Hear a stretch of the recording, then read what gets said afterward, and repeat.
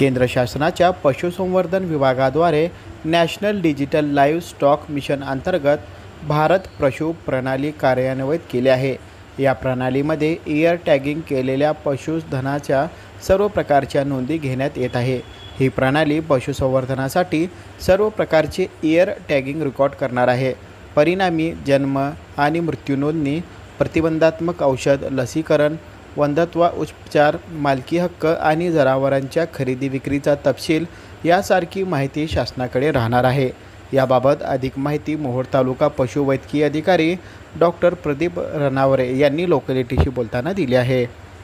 सर्वांना नमस्कार, मी डॉक्टर रनावरे प्रदीप, विकास अधिकारी विस्तार पंचायत समिती मोहोळ। याद्वारे सर्वांना सांगू इच्छितो की जसं जनावरांच्या कानामध्ये टॅगिंग, ज्यालाच आधार कार्ड म्हणूया, या आधार कार्डच्या आधारेच आता जी शासनाने 5 रुपये प्रति लिटर दुधामागे अनुदानाची योजना जाहीर केली होती, तर ते दूध अनुदान मिळण्यासाठी टॅगिंग हे फार बंधनकारक केलेलं होतं, जेणेकरून जनावरांना आधार कार्ड असल्यानंतर त्या शेतकऱ्यांना त्या जनावरांच्या प्रती जे दूध विक्री झालेली आहे डेअरीमध्ये, त्या अनुषंगाने त्यांना ते दूध अनुदान मिळालेलं आहे। परंतु ज्या जनावरांना कानाला बिल्ला नव्हता त्यांना दूध अनुदान मिळण्यास अडचणी झालेल्या आहेत। त्यामुळे हे फार गरजेचं आहे की शेतकऱ्यांनी आपल्या जनावरांना टॅग मारून घेणे।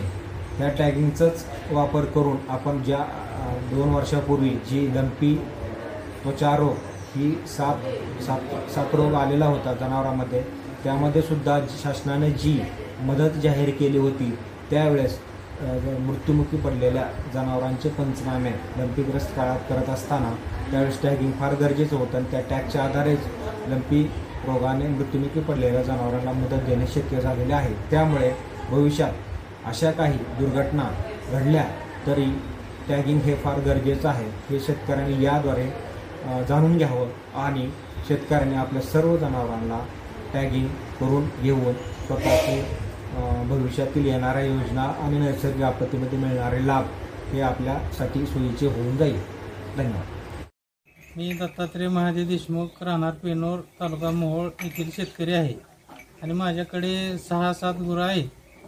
तरी आम्ही टॅगिंग केलेलं आहे सर्व सरकारी दवाखान्यातर्फे आणि ह्याच्यापासून आम्हाला असा फायदा मिळाला आहे की ह्याच्यापासून आम्हाला लंपीच्या रोगापासून थोडं उपचार त्यांनी फुकट केलेला आहे आमचा, आणि टॅगिंगमुळे आम्हाला अनुदानासाठी पण आम्हाला फायदा झालेला आहे आणि आम्हाला ह्याच्यातर्फे कर्ज पण मिळू शकते सरकारी दवाखान्यामार्फत।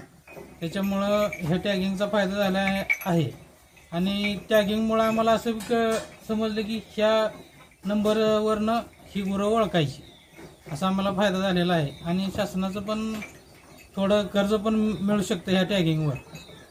ह्याच्यामुळे आम्हाला असा फायदा झालेला आहे स्वतःशी।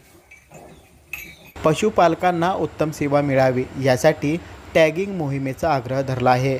त्यासाठी जनावरांचे टॅगिंगचे काम केले जात आहे। टॅगिंग केलेल्या जनावरांचा उपचार व पशुपालकास भरपाईचा लाभ मिळवता येणार आहे। त्यामुळं पशुपालकांसाठी टॅगिंग करणे बंधनकारक बनले आहे।